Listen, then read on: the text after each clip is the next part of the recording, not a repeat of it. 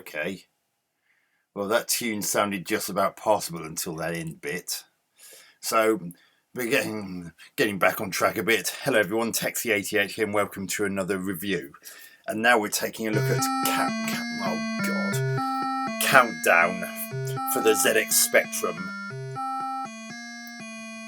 Only works on 48K Spectra, and the 128K had yet to be released. It was published by Macsen Software UK in 1986. It's based on the game created by French producer Armand Jammot, who originally did a French quiz show called Des Chiffres, Des Lettres, which roughly translates to some numbers and some letters, and somehow somewhere along the line Yorkshire Television managed to get permission to do an English language version of that show, hence Countdown, which was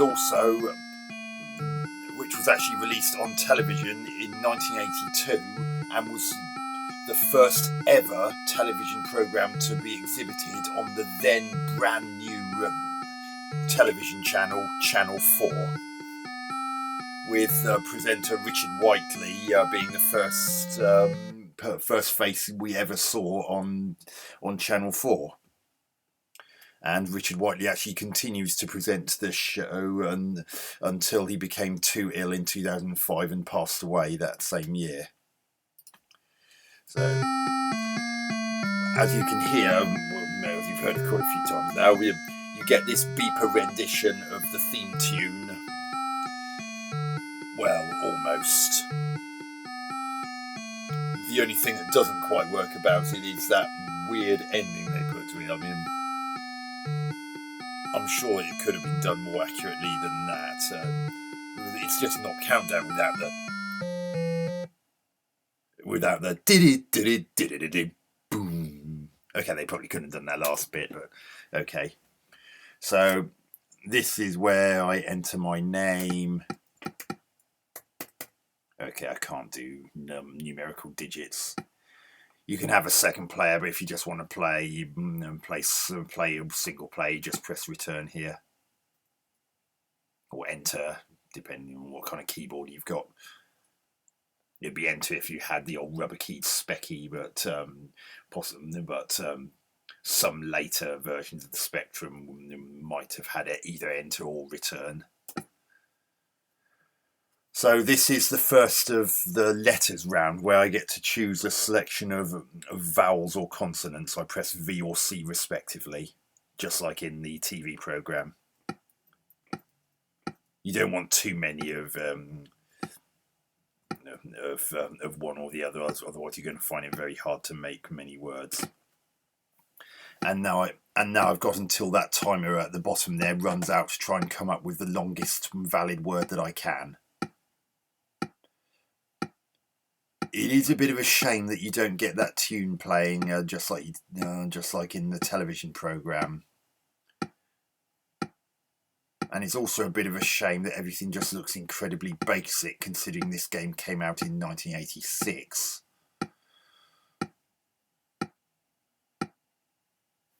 So,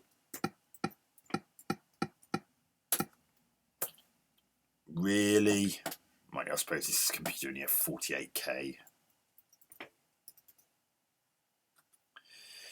Yes, that does exist as a word, so I'd say yes.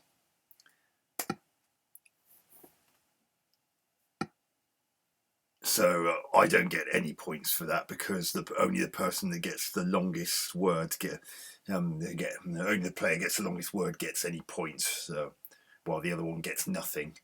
So I'm not going to get those 6 points that I would have got. Well, I wouldn't have done had the CPU been a genuine player, because in the original television program, Remains would have been the only one that scored because it had more letters, and you score based on the number of letters. So had the Spectrum been considered to be a genuine player, then I wouldn't have got those even 1 point. Never mind the 6 that I've been given. The only problem with it being done that way is you don't actually seem like you're playing properly.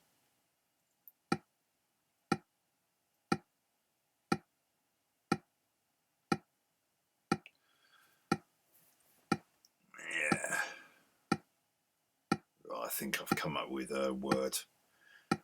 Unfortunately, I didn't quite give myself enough vowels, so it's going to be hard to come up with a word that's particularly long. I disobeyed my own advice. Yeah.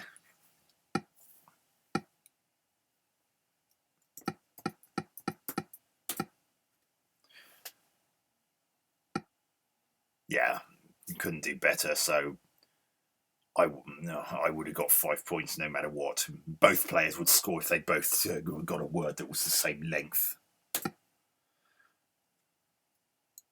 Note it had this been a proper two-player game, then it would have been alternating who chooses the letters. It wouldn't be me every time.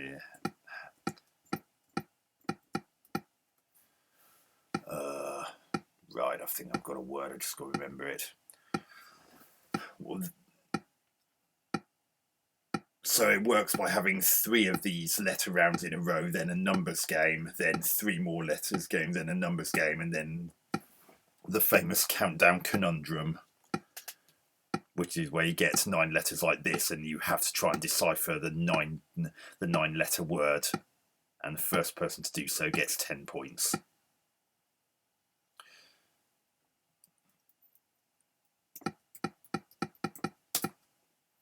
So 6 points for that, and they can't do better, so I would have got those 6 points anyway. Now it's the first numbers title. Now row 1 consists of just 4 cards. One has 25, one has 50, one has 75, and one has 100. So I'm going to pick 2 from that row, and all the other rows have numbers from 1 to 10.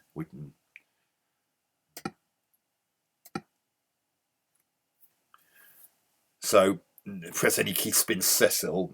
That's Cecil's the name of the computer that was used, and it's going to come up with a 3-digit number, and I've got to use mathematical formulae to get as close to that number as possible. And the closer you are to that number, the more points you get, with 10 points if you manage to land dead on. So I've got to use those numbers to try and get 171 or as near to it as possible. Again, getting 30-second time limit as per usual.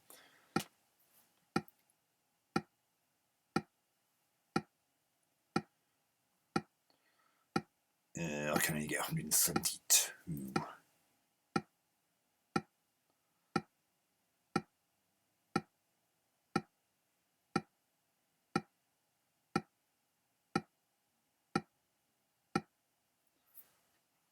So I put in because I could only think of a way to get 172, I put that in here. So now I've got to enter the formulae. I can only do one number operator, number equals answer in that way. So 100 plus 75 equals 175. So 175 minus 3 equals 172.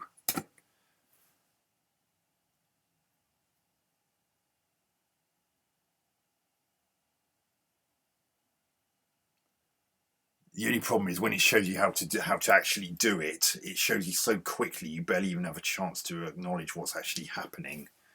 It's a shame it doesn't simply display it on the screen and leave it there. I mean, in the original television programme, Carol Vorderman, as it was at the time, would have actually written all the calculations on the board, and you would have seen it for the whole of that round as she wrote it down on the board.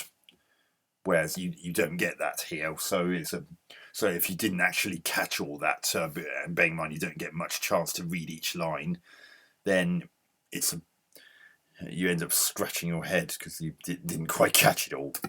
So now we're back to the letters game for another 3 in a row.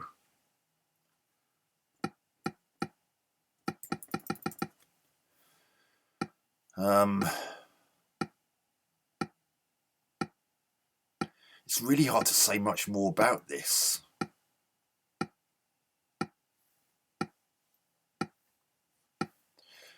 Because this is basically just a repeat of the of what we've just been through.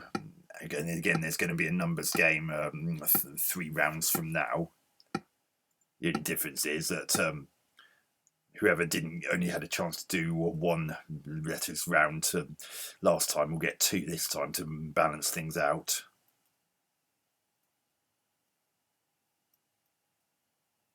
I can't remember what word I was going to put now.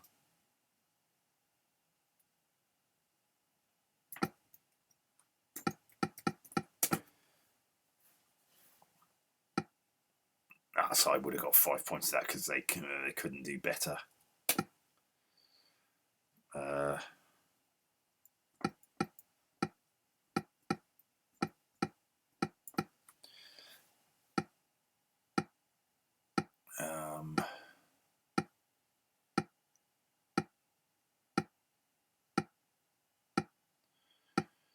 It's just a shame everything looks so plain and bland, and it uses the Sinclair character set. I mean, I presume they deliberately kept it simple so they could use as much of the rest of the 48 kilobytes to put in as many words in the dictionary as possible.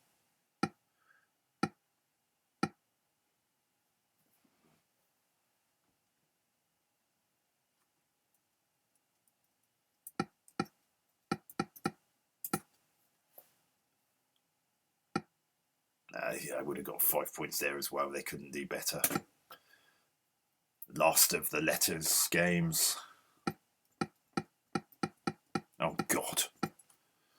Oh, my goodness.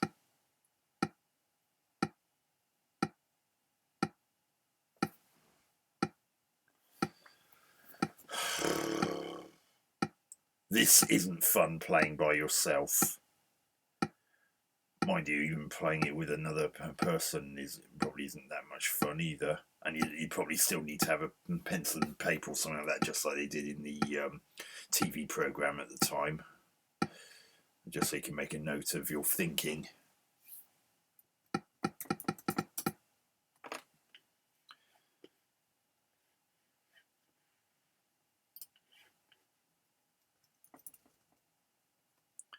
Yes, so that is acceptable. It could have also been spelled with an E, but there was no E there, so...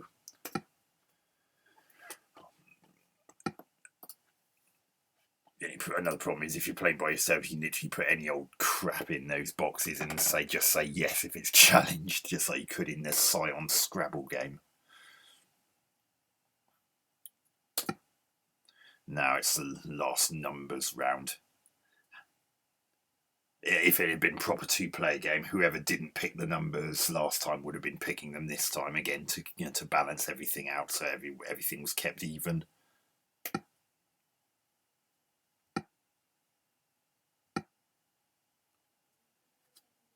So again, I'm spinning Cecil.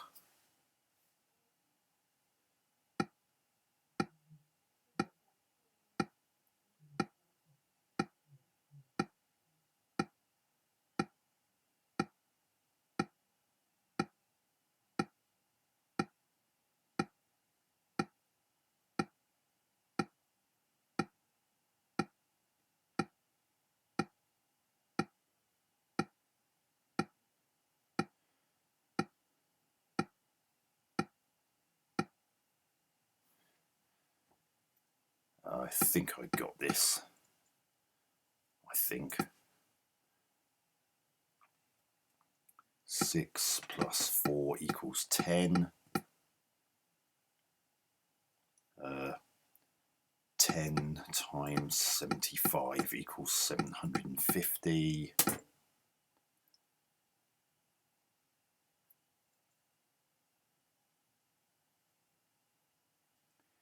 8 times 9 equals 72. Oh, you pillock.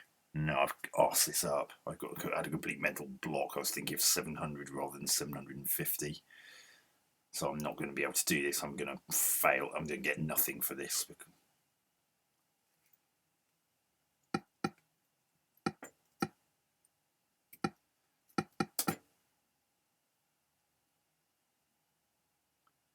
No.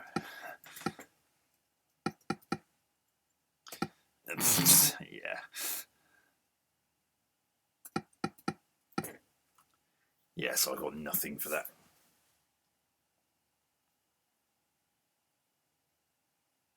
Oh, of course, it's that easy.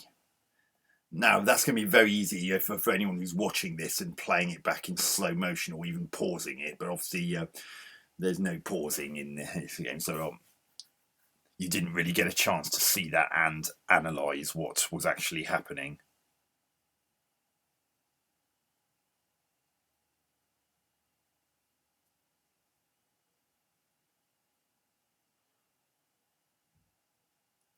And it seems a bit strange that they'd deduct 6 from 6 to get nothing when you could simply not use those numbers. But okay. Now, this is the conundrum that I mentioned earlier. It's it works much the same way as the letters game, but I can press L at any time to interrupt the countdown, and it's literally just a 9-letter word I'm trying to figure out. Oh, it says L in the instructions.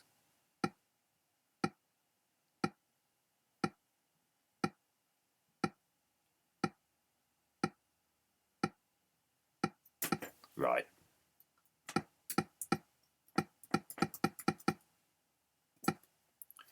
I get 10 points for that. Now, it's worth pointing out that Americans would spell that without the U, but that spelling's incorrect here in the UK. We do spell splendour with an OU rather than just an O.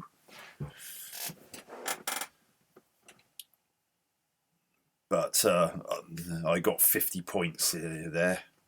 Not that I would have got that much had the Spectrum been playing as a dedicated player.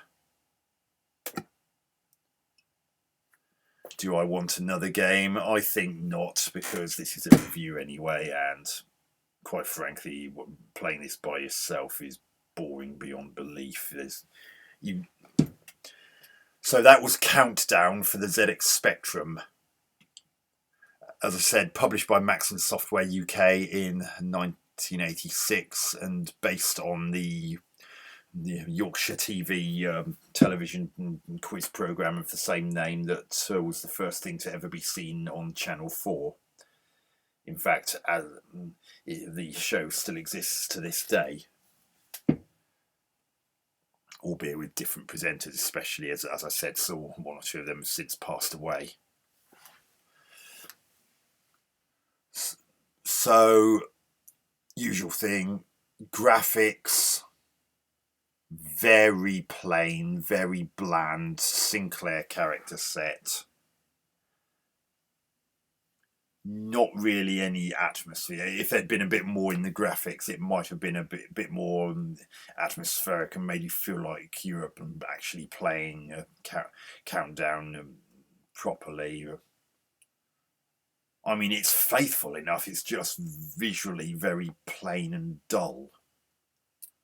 But as I said, that could be that keeping everything very simple visually meant that there could be potentially more space to put in more words in the built-in dictionary for the word game. Whether that's the case or not I don't know. But one thing I will say is that this game also came out for the Amstrad CPC, BBC Micro and Commodore 64, all of which have more memory than the Spectrum, so it'd be interesting to know what those versions are like.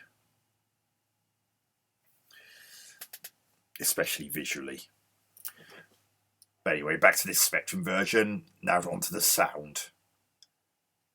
Again, very bland. Beeper rendition of the theme tune from the original TV programme, although the ending's a bit wobbly, as I said earlier. It doesn't really go like that.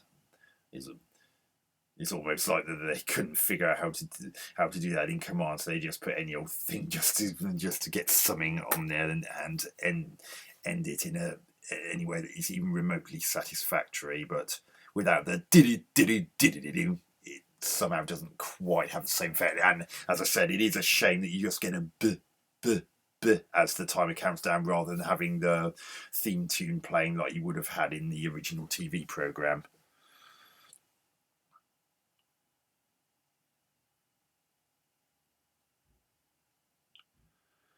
The way the numbers game is done, it's not brilliant, because the kind of slightly more complicated formulae that are possible in the television program have been reduced to only being able to have two number sums, and there is the worry that you could run out of turns to be able to come up with your target number. If you take longer than those numbers of boxes that you saw on the screen when you try and enter formulae, then it's going to count as a fail. And there is actually a limit as to how many characters you can put in. So if you've got big numbers and you can't put it all in, you're going to have another problem there as well, which is also quite unfair.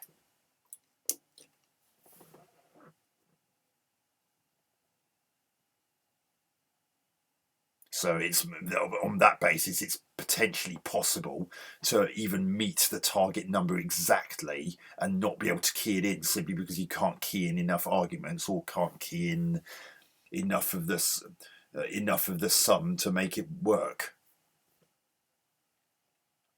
So that aspect could have done with a little bit more thought, or at the very least more steps. I mean, if they'd actually reduced the amount of space for the boxes that showed the steps, then it could have potentially left more room on the screen to allow for more steps, and made it fairer.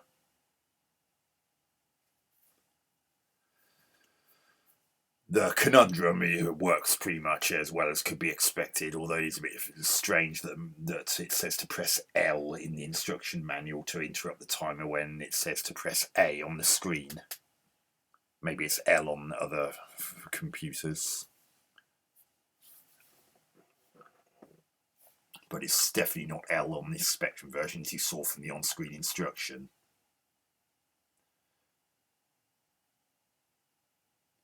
So yeah, I've basically discussed the gameplay. It's faithful, but generally the way it's done is not particularly engaging. The audio-visual simplicity, even for a Spectrum, it just leaves a very empty experience, and it's one that could be done more accurately simply on pencil and paper. And it also means that you wouldn't have had to have paid £8.95 for the privilege of having this game in your collection. I mean, why would you pay 5 pence short of £9 in 1986 money for something that looks very basic, and where you could replicate the game show on paper much more readily for next to nothing?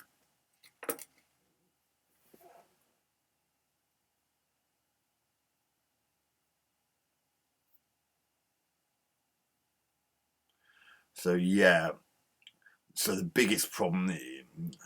Oh yeah, and before I wind up about the gameplay, it's very dull when you're playing by yourself, as I just did.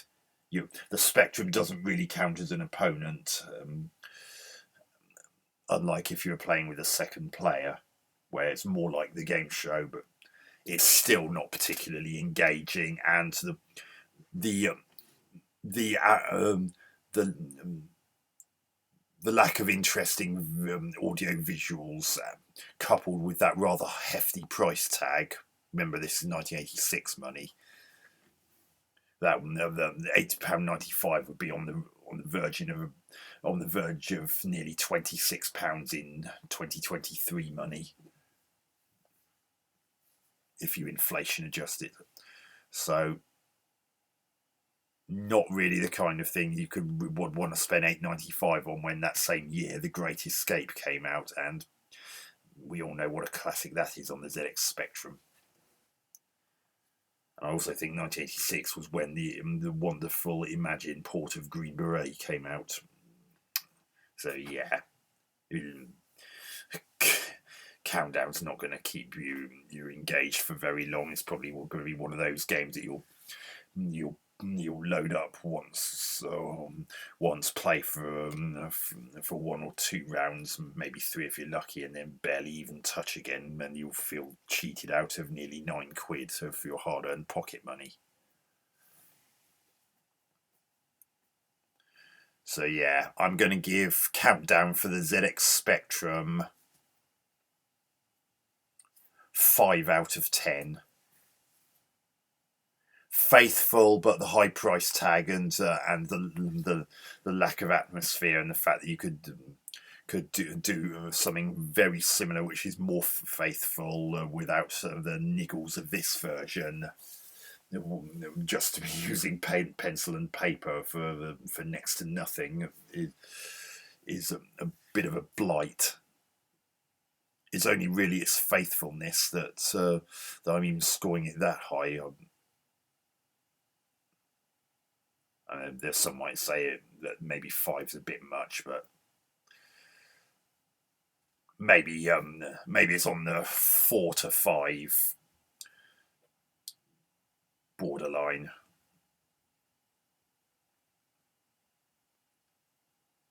But I've already said 5, so 5 it is. So anyway, hope you enjoyed this review. Hope to catch you on another video soon. Texie88 out.